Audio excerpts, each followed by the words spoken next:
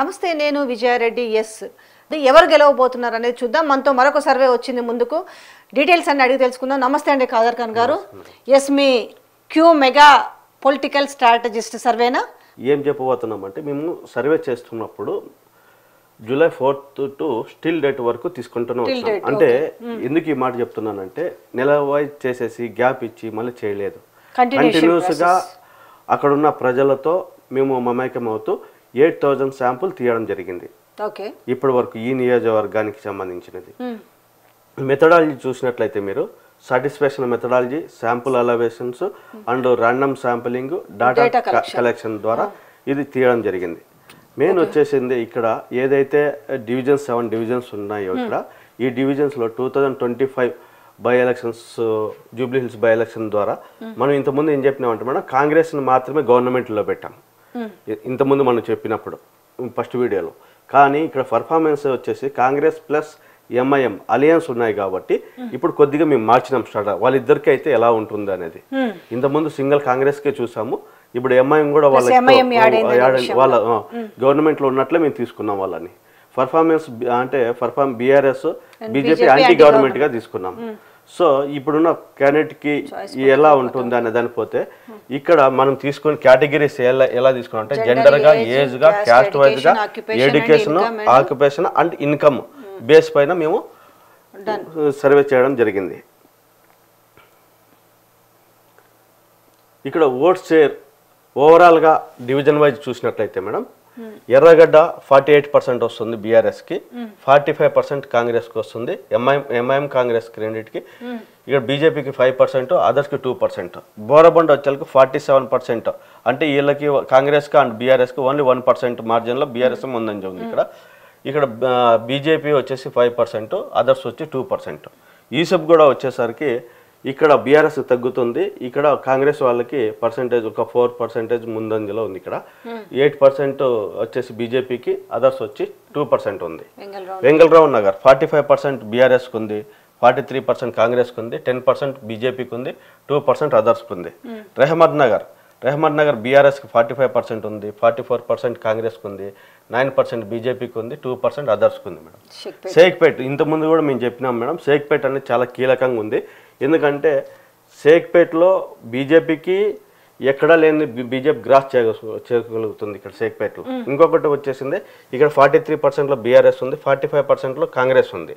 ఈ అదర్స్ అనేది వాళ్ళు ఇండిపెండెంట్ కావచ్చు, లేకపోతే ఈ నోటా కూడా ఓటు ఉంది కాబట్టి అక్కడ కూడా వాళ్ళు వేసే అవకాశం ఉంది. సోమాజిగూడలో కొన్ని వార్డ్స్ మాత్రమే ఉన్నాయి కాబట్టి ఇక్కడ 44% బీఆర్ఎస్కి ఉంది, 43% కాంగ్రెస్కి ఉంది, 10% బీజేపీకి ఉంది, 3% అదర్స్కి ఉంది. టోటల్గా పర్సంటేజ్ వైజ్ చూసినట్లయితే కలుపుకున్నట్లయితే 315 మనకి బీఆర్ఎస్కి వస్తుంది, 313 కాంగ్రెస్కి వస్తుంది, 57.5 బీజేపీకి వస్తుంది, 12.5 అదర్స్కి వస్తుంది. అంటే బీఆర్ఎస్ ప్రభుత్వము కాంగ్రెస్ మీద 2%లో ముందంజ ఉంది. ఇంతకుముందు మనం చూసినట్లయితే కన్నా మనము దగ్గర 4% అబవ్ ఉండింది. అంటే మనము ప్రీపోల్ 1 తీసినప్పుడు ప్రీపోల్ 2కి వచ్చినప్పుడు 2% వేరియేషన్తో మళ్ళీ కిందికి రావడం జరిగింది. దాని కారణాలు ఏంటనేది కూడా మీకు చెప్తాను ఎలా అనేది. Total voters 3,98,982, NRI votes 123, female voters 1,92,779, mass people 70% ఉన్నారు. మేల్ ఓటర్స్ వచ్చేసి 2,08,561, మిడిల్ పీపుల్స్ 10% ఉన్నారు, others 25 peoples, locations 139, polling stations 407. ఇక్కడ మెయిన్గా చూసినట్లయితే రిలీజన్ ఓటర్స్ మేడం. అంటే ఇది ఎస్పెషల్గా ఎందుకంటే ఇప్పుడు యాదవులు, పద్మశాలీలు, మున్నూరు కాపు, ముదిరాజులు, ముస్లిం మైనారిటీ, క్రిస్టియన్ మైనారిటీ. ఇది ఎందుకు మీకు రిలీజన్ ఓటర్స్ అంటే యాదవులని మున్నూరు కాపులని కొద్దిగా కలుపుకొని పోవడం వల్ల పద్మశాలీలు, ముదిరాజులు, ముస్లిం మైనారిటీస్, క్రిస్టియన్ మైనారిటీస్ కొద్దిగా ఎందుకంటే ముస్లిం మైనారిటీస్ పైన వీళ్ళు ఆధారపడి ఉన్నారు కాంగ్రెస్ వాళ్ళు. ఇక్కడ అందుకే ఆ మెజారిటీ 2% తగ్గడానికి కారణం. ఎందుకంటే మిగతా వాళ్ళని ఎవరిని కలుపుకొని పోవడంలో కొద్దిగా సుముఖం కనిపించడం లేదు. జూబ్లీ హిల్స్ అసెంబ్లీ ఎన్నికల వైజ్గా అంటే మేల్ ఫీమేల్గా చూసినట్లయితే పార్టీస్ వైజ్గా బీఆర్ఎస్ ఇవి చూసినట్లయితే మేల్ వచ్చేసి బీఆర్ఎస్కి 38.5% అంటే 39% వస్తుంది, కాంగ్రెస్కి 35.7 అంటే 36% వస్తుంది, బీజేపీకి 23.1 వస్తుంది, అదర్స్కి 2.7 వస్తుంది, ఫీమేల్కి అయితే 40.5 వస్తుంది బీఆర్ఎస్కి, కాంగ్రెస్ వాళ్ళకి 39.8 వస్తుంది అంటే 40% వస్తుంది, బీజేపీకి 18.6, 1.1 అని అదర్స్కి రాబోతున్నది. సోషల్ కేటగిరీ వైజ్ చూసినట్లయితే మనము జనరల్లో బీసీ, ఎస్సీ, ఎస్టీ. ఇప్పుడు బీసీ వాళ్ళు జనరల్ చూసినట్లయితే జనరల్ 38.7 బీఆర్ఎస్కి, 36% కాంగ్రెస్కి, 18.6% బీజేపీకి, 6.7 అదర్స్కి.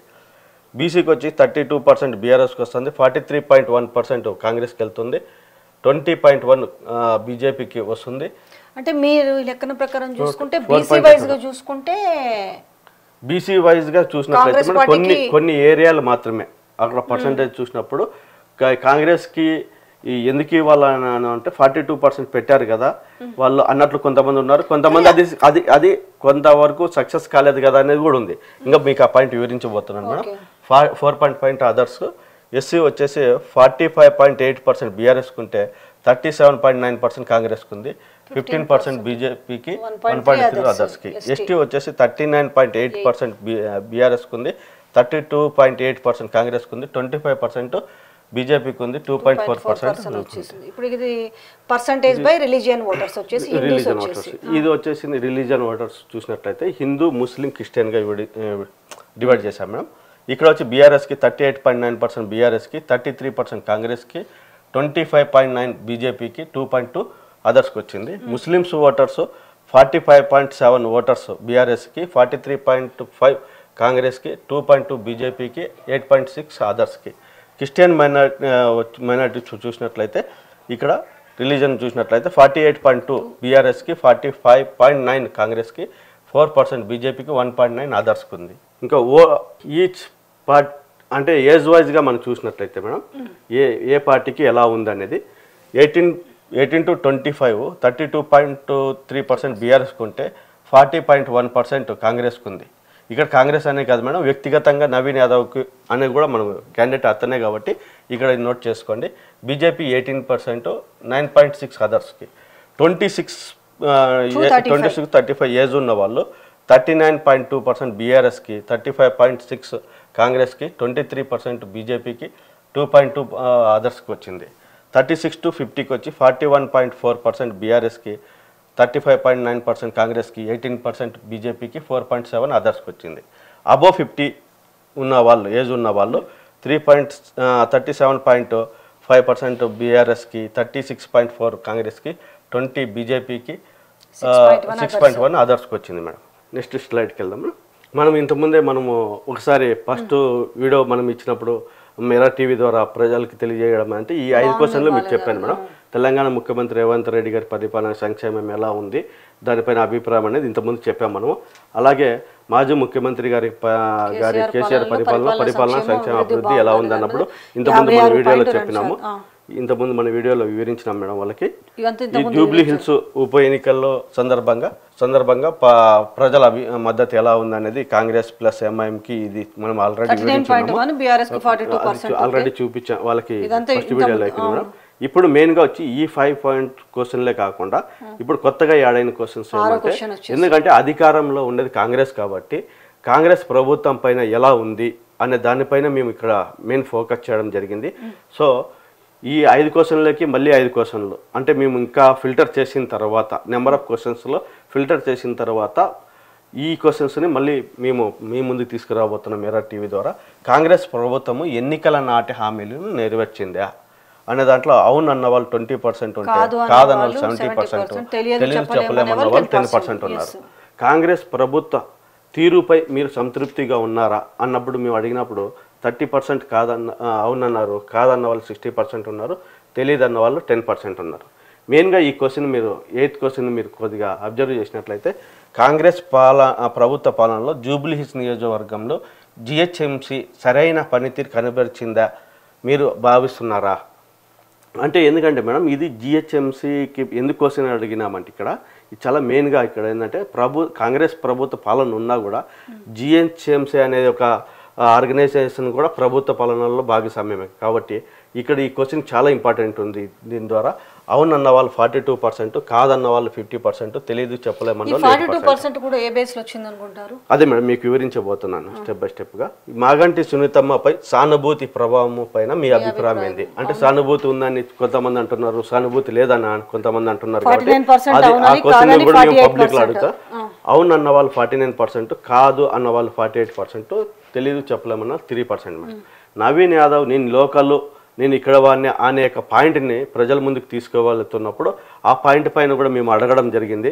ఎంతవరకు లోకల్గా అయినంత మాత్రాన, అంటే ఉన్నంత మాత్రాన ఎంతవరకు ఎఫెక్ట్ ఉంది, అది స్టాండ్ తీసుకోవడం వల్ల ఆ స్టాండ్ ఎంతవరకు పోతుందంటే 53% అవును అంటున్నారు, 46% కాదంటున్నారు, తెలియదు చెప్పలేమని 1% ఉంది మేడం. ఇంకా నెక్స్ట్ వెళ్దాం. ఇప్పుడు మీకు ఏ క్వశ్చన్స్ ఇప్పుడు అడిగాం కదా మేడం, క్వశ్చన్స్కి మెయిన్ కీ పాయింట్స్ ఏంటంటే జూబ్లీస్ ఎన్నికల్లో ఎంఐఎం పార్టీ వారు ముస్లింలకి ఎందుకు కాంగ్రెస్ పార్టీకి మద్దతు ఇస్తున్నామనే దాని మీద క్లారిటీ ఇవ్వగలిగితే కాంగ్రెస్ కి లాభం చేయబడుతుంది, లేకపోతే లేదు. ఎందుకంటే ఇది క్లారిటీ ఇవ్వడం లేదు. ఎందుకు మేము కాంగ్రెస్ కి మద్దతు ఇస్తున్నాం అనేది కూడా ఇప్పుడు కూడా ప్రజల్లో వాళ్ళు ఏదైతే చెప్పాలనుకున్నారో అది చెప్పలేకపోతున్నారు. సో అందువల్ల ముస్లిం ఓటర్స్ మీరు చూసినట్లయితే మన గ్రాఫ్లో పర్సెంటేజ్ బీఆర్ఎస్కి ఎక్కువ ఉంది తప్ప కాంగ్రెస్కి కనిపించడం లేదు. రెండో పాయింట్ బీఆర్ఎస్ పార్టీకి సంబంధించిన మాగంటి సునీత గారు నామినేషన్ వేసిన తర్వాత కూడా చివరి నిమిషం వరకు ఆమె పైన ఉత్కంఠ ఏర్పడి ఉన్నది. చివరి నిమిషంలో ఆమె నామినేషన్ని అంగీకరించినారు. కాబట్టి అప్పుడు అక్కడే ఆమె మొదటి గెలుపుకి అడుగు పడినట్లు భావించవచ్చు. ఎందుకంటే మాగంటి గోపీనాథ్ పైన ఉన్న ఎంత ప్రేమ ఉందో అంత ప్రేమ కూడా సునీత మీద చూపించడం మొదలుపెట్టారు ప్రజలు. ఎందుకంటే ఒక స్త్రీ వేసిన తర్వాత ఆమె నామినేషన్నే తిరస్కరించాలా, ఎందుకు ఆ విధంగా ఆమె పైన ఇంత కోపం ఉంది అన్నట్లు కొద్దిగా ప్రజల్లో వెళ్ళింది మేడం. అది ఆ పాయింట్ పైన వాళ్ళు కొద్దిగా అంటే బేసికల్గా మనం అనుకుంటాం కానీ ప్రజలు ఏమీ ఆలోచించరు, ఏం పెద్ద ఏం లేదు, చెప్పిందే వింటారు అనుకుంటారు. కానీ వాళ్ళు మాకన్నా కూడా చాలా సబ్జెక్టుతో కూడుకున్న వ్యక్తులు అక్కడ ఉన్నారు. ఇప్పుడు నవీన్ యాదవ్ గారు బీసీ వర్గానికి తమ వెంట క్యాంపెయిన్లో తిప్పుకోవడానికి కొందరికి నచ్చకపోవడం మెయిన్గా, మరియు మైనార్టీస్ మీదే ఆధారపడుతుండడం కూడా కాస్త వెనుకబడుతుండడానికి కారణం. ఇది మెయిన్ పాయింట్స్ మేడం. ఇవి ఇంకా బలహీనతలు ఎన్ని ఉన్నాయి. కాంగ్రెస్ బలహీనత కేసులు ఉండటం, కాంగ్రెస్ లో వర్గపోరు ఉండటము, అధికార పార్టీపై ప్రజల అసంతృప్తి మరియు వ్యతిరేకత ఉండడము, హైడ్రా కూల్చివేతలో ఆర్టీసీలో ఛార్జీలు పెంచడము, 6 గ్యారెంటీలను సరైన 6 గ్యారెంటీలు అమలు చేయలేకపోవడము, కాంగ్రెస్ బలహీనతలు నవీన్ యాదవ్ పైన ప్రభావితం చూపిస్తున్నాయి. కావున నవీన్ యాదవ్ లోకల్ ఫీలింగ్ ఇక్కడ పెద్దగా ప్రభావితం చూపకపోవడం ఆశ్చర్యం గురి చేస్తున్నది. మీరు అడిగారు అక్కడేమో లోకల్ ఫీలింగ్ ఎక్కువ పర్సెంట్ వచ్చింది, ఇక్కడేమో మీరు ప్రభావం చూపలేదన్నారు అని కొన్ని. ఇప్పుడు మనకి డివిజన్స్ 7 డివిజన్స్ మేడం. 7 డివిజన్స్ అంటే రెహమద్ నగర్, యూసఫ్ గూడ, తర్వాత బోరబండలో కొద్దిగా, వీళ్ళకి ఇంకా ఈ సోమాజిగూడలో కొద్ది వరకు లోకల్ ఫీలింగ్ అనేది అక్కడ ఆ ప్రభావితం చేసింది తప్ప మిగతాది మెయిన్ ఇప్పుడైతే కీ రోల్గా ఎక్కడైతే షేక్పేట ఉందో ఈ లోకల్ ఫీలింగ్ అనేది షేక్పేటలో కనిపించడం లేదు. సో ఏదైనా కానీ ఇప్పుడు గెలుపు ఓటములకి షేక్పేటే ఒక డివిజనే వెరీ ఇంపార్టెంట్ అనేది మిర్రర్ టీవీ ద్వారా మరి ఒక్కసారి నేను తెలియజేస్తున్నాను. ఇంకోటి ఇంకా 8 వచ్చింది బీసీ వాళ్ళకి రిజర్వేషన్ అమలు విషయంలో ఇది ఒక రాజకీయ ఎన్నికల భాగంగానే ప్రజలు చూస్తున్నారు తప్ప దానిపైన సిద్ధుతో ముందుకు తీసుకెళ్ళింది అనేది ఏమాత్రం భావించడం లేదు. డబుల్ బెడ్రూమ్లు ఇకపోవడము, జిహెచ్ఎంసీ కోసం నేను అడిగినాను అన్నాడు మేడం. ఎందుకు అడిగానంటే అక్కడ చాలామంది మిడిల్ క్లాస్ పీపుల్ సంబంధించిన వాళ్ళు ఉన్నారు. 90% అంతా వాళ్ళు బీద వర్గానికి సంబంధించి, అంటే వాళ్ళు బిలో ప్రాపర్టీ లైన్కి ఉన్నారు వాళ్ళు. సో అలాంటి దగ్గర ఈ జిహెచ్ఎంసీ పని చేయకపోతే, సరైన పద్ధతిలో అంటే చేపించగలకపోతే కాంగ్రెస్ ప్రభుత్వము ఎంత మైనస్ ఉంటుందనేది ఇప్పుడు తెలుస్తుంది. నీటి సరఫరా సరిగ్గా లేకపోవడము, అప్పట్లో 25,000 లీటర్లు ఫ్రీగా ఇచ్చారు బీఆర్ఎస్ ప్రభుత్వంలో, ఇప్పుడు అది కూడా సవ్యంగా లేదు, ఉన్నా కూడా అసలు ఆ సిస్టమే డ్రైనేజ్ వ్యవస్థ కూడా సరిగ్గా లేకపోవడము, మెయిన్ 500 గ్యాస్ ఇవ్వలేకపోవడం, హైడ్రా పనితీరు సరిగ్గా లేకపోవడం, 2 లక్షల ఉద్యోగ కల్పన చేయలేకపోవడం. మేడం ఇక్కడ మెయిన్గా చూస్తే అక్కడ చదువుకున్న వాళ్ళు కూడా చాలా మంది ఉన్నారు. మిడిల్ క్లాస్ పీపుల్లో ఉన్న పిల్లల్లో చదువుకొని జాబులు చేస్తున్న వాళ్ళు చాలా మంది ఉన్నారు. ఉద్యోగుల కోసం వెయిట్ చేసే వాళ్ళు చాలా మంది ఉన్నారు. ఆ ఎఫెక్ట్ ఖచ్చితంగా ఉండబోతుంది. ఇంకోటి అంటే కాంగ్రెస్ పార్టీ అధికారంలో ఉన్న మంత్రుల పైన మరియు ఎమ్మెల్యేలలో ఉన్న అంతర్గత విషయాలపైన ప్రజలు దృష్టికరించడం అక్కడ మెయిన్గా, అంటే ఏం జరుగుతుంది ఏముంది. కాంగ్రెస్ అన్ని కులాలకు వాళ్ళు కలుపుకొని పోవడంలో వెనుకబడి ఉండటము. మెయిన్ వచ్చి ఇక్కడ కీ పాయింట్ ఏమవుతుందంటే మేడం, ఏదైతే వీళ్ళు బస్సు ఫ్రీ పెట్టారో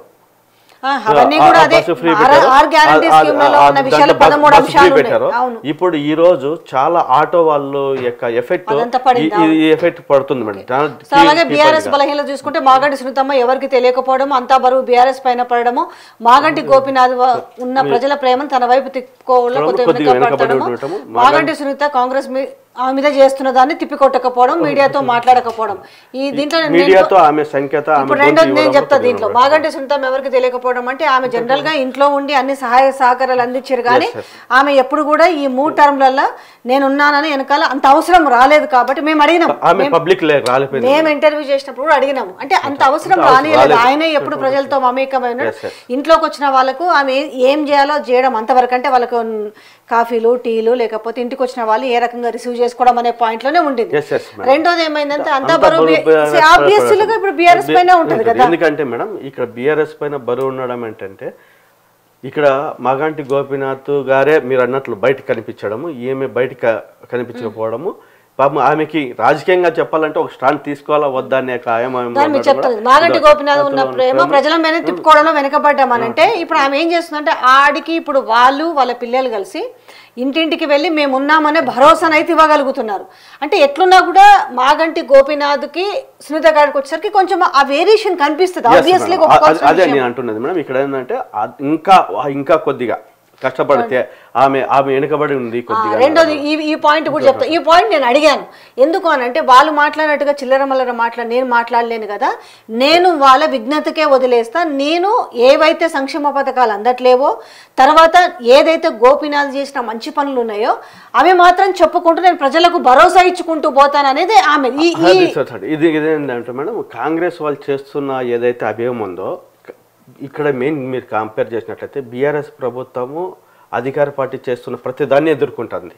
కానీ మాగంటి సునీత అనే ఆమె మీడియాతో మాట్లాడుతూ ఇది తప్పు, ఇలా చేస్తున్నారని. ఎందుకంటే నామినేషన్ వేసిన సమయంలో ఇప్పుడు వ్యక్తిగత ఒకటి ఆమె చెప్పే విషయం మీరన్నది కూడా ఇప్పుడు వ్యక్తిగత విషయం కదా అది. ఆ రోజు ఆమె నామినేషన్ ఆగిపోవడానికి డిఫ్యూజ్ అవ్వడానికి వీళ్ళు చేసే ప్రయత్నంలో ఇప్పుడు ఆమె తిప్పికొడతలేదంటే ఇప్పుడు అది వ్యక్తిగత విషయానికి వస్తుంది. ఆ వ్యక్తిగత విషయాన్ని తీసుకొచ్చి ఇప్పుడు బజార్లో పెట్టడం వల్ల ఏమవుతుంది అంటే, సింపుల్ థింగ్, అసలు విషయం మీద కాన్సన్ట్రేషన్ పోయి కొసరి విషయం మీదకి వస్తుంది. అది ఒకటి మీరు అలా ఉంచారు మేడం. ఇది ప్రజల యొక్క భావాన్ని నేను వ్యక్తపరుస్తున్నాను.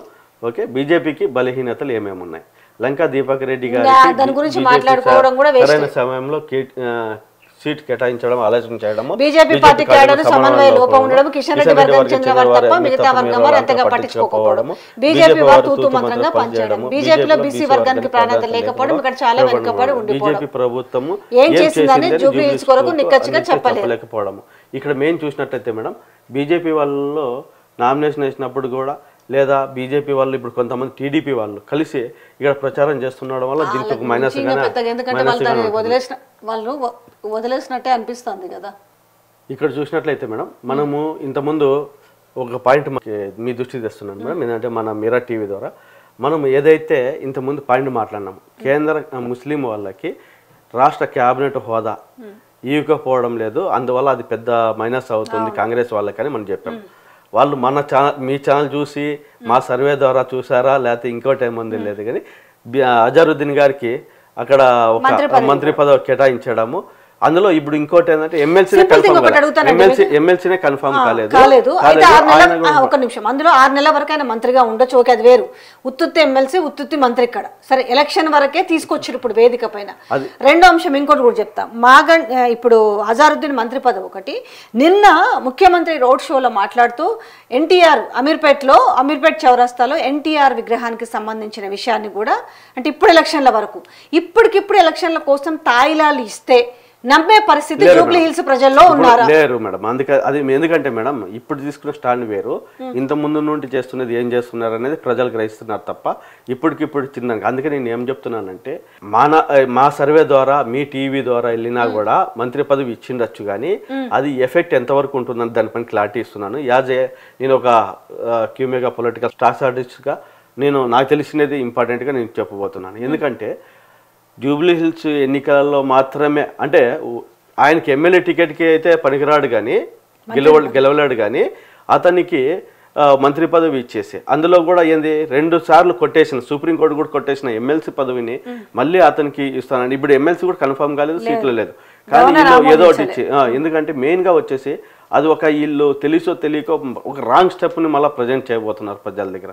సో అది ప్రజలు బాగా గమనించినారు. కాబట్టి ముస్లిం ఓటు సంఖ్య నేను మీకు ఏం చెప్పానంటే దగ్గర కాంగ్రెస్తో కంపేర్ చేస్తే బీఆర్ఎస్కే ఎక్కువ ఉంది అనేది మీకు తెలియజేస్తాను. ఇక ఇంతవరకు ఎప్పుడే కానీ క్యూ మెగా పొలిటికల్ స్ట్రాటజిస్ట్ ఖదర్ ఖాన్ అనే నేను ఇంతవరకు ఎవరే కానీ ఓట్ల శాతంతో ఓట్లు ఎన్ని పడతాయనేది కూడా ఎవరు చెప్పలేదు. ఈరోజు మిర్రర్ టీవీ ద్వారా మీకు తెలియజేస్తున్నదంటే ఎన్ని ఓట్స్ పడతాయి ఏ క్యాండిడేట్కి, ఎంతవరకు ఓట్లు టోటల్ ఓట్లు ఎంతవరకు పడవచ్చు అనేది కూడా మీకు క్లియర్గా చెప్తున్నాను. ఎందుకంటే ఇది నోట్ పాయింట్ ఎందుకు చెప్తున్నానంటే ఇంతవరకు ఎన్నో సర్వేలు వచ్చిండొచ్చు మీ ముందుకి. ఏ సర్వే కూడా పర్సంటేజ్ బేస్గా 2% వాళ్ళకు ఉంటుంది, 3% వీళ్ళకు ఉంటుందని చెప్పారు. కానీ ఎన్ని ఓట్స్ పడబోతున్నాయి, ఎలా పడబోతున్నాయి అనేది మాకు క్లారిటీగా మీకు స్టెప్ బై స్టెప్గా వివరించుకుంటూ వచ్చాను. మాగంటి సునీతమ్మ గారికి 92,250 ఓట్స్ పడుతున్నాయి. ఇంకా ఆ అంత ఉండొచ్చు, కానీ దానికన్నా పెరిగే అవకాశం ఉంది, కానీ తగ్గే అవకాశం అయితే ఇక్కడ కనిపించడం లేదు మాకైతే మా సర్వే ద్వారా. ఆమె 45% ఇప్పటికీ గ్యాదర్ చేసి ఉన్నది. సో మేము ఎంత క్యాల్కులేట్ చేసినా కూడా ఈ పర్సంటేజ్కి వచ్చింది తప్ప ఇంక దిగే పరిస్థితి అయితే లేదు, పెరిగే పరిస్థితిలో ఉంటుందని ఇక్కడ మేము గ్రహించవచ్చు. నవీన్ యాదవ్ గారికి 87,750 ఓట్స్ అంటే దగ్గర 39% వస్తుంది. ఇక్కడ 2% వేరియేషన్ ఉంది. 2% వేరియేషన్ ఎందుకు ఉందంటే వీళ్ళు చేసినది యొక్క కాంగ్రెస్ ప్రభుత్వం యొక్క అంత నెగిటివిటీ నవీన్ యాదవ్ పైన పడడము, ఇక 2% కిందకి రావడము జరుగుతున్నది. సో ఇక లంకా దీపక్ రెడ్డి గారికి 38,250 పోల్ అవబోతున్నాయి, 17%.